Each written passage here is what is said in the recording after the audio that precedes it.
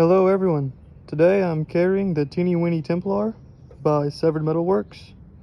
We got this Kydex sheath here with an ulti clip, and then there's this beautiful green G10 handle. The blade steel is 80 CR V2, and we got some awesome texturing all around. Very awesome, beautiful knife, very comfortable to carry around. I've been loving it. So y'all go check out Severed Metalworks. And then in this little leather knife slip here, I'm carrying the Case Russlock. This is the Caribbean Blue Bone, and of course it's using Case's True Sharp stainless steel. Very beautiful little knife. And that's it for today. Thank everybody for watching. Y'all have a good one.